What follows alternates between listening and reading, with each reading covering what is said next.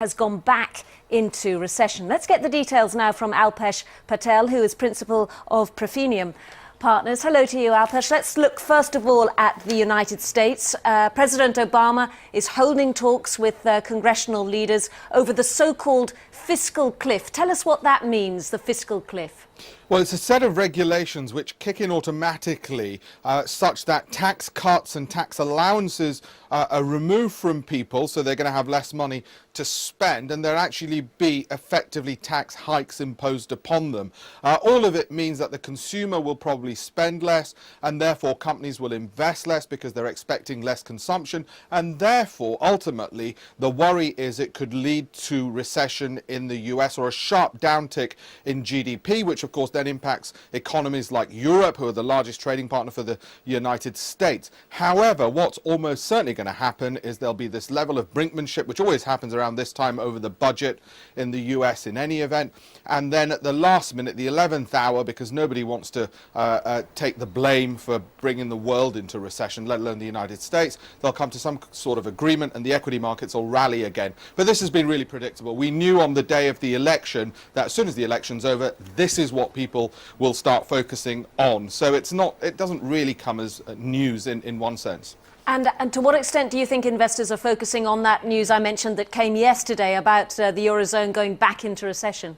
Yeah, again, we've had quite a good run-up up until the start of November, and people have therefore thought, with the uncertainty over the fiscal cliff and the US election uncertainty up until the start of November, let's take some money off the table, take profits, and just call it a year, basically. And that's why we're more than happy to be pessimistic now for the next 2 months until the start of the new year. And that's why, again, there's not been something of surprise in terms of recession in Europe, because yes, Germany and Britain are in growth, and yes, which is what we expected. And yes, the Portuguese, the Italian, and the Greek and Spanish governments are all in recession. Well, that's been on the cards in any event for a while, these pig economies. So it's given us a reason to justify our pessimism, but actually the real reason is because we've had quite a good 9-10 months up until this point.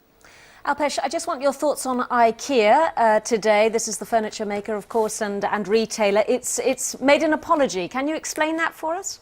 I can't, and the reason I can't, I think it's absolutely ridiculous. What's happened is that they're being sued by a group of political prisoners from the era of the East German government 25 to 30 years ago, who were imprisoned by the Stasi, the secret police in East Germany, and forced into labor to make IKEA furniture, amongst other things as well, I'm sure. And they're claiming psychological distress. Now, what I don't understand is, why is their claim not against the German government and the poor German government after the Second World War and all the claims by people as a result of Nazi atrocities? Then they've had the Greeks after them for money, and now, for God's sake, the East German Stasi prisoners after IKEA. It really should be after the German government and not IKEA, and IKEA needs to get a bit sturdier than its furniture is in its resolve, and they have no reason to apologise for the mistakes of the German government and the political era of that time. We shall watch that story develop. Thank you very much indeed for talking to us, Alpesh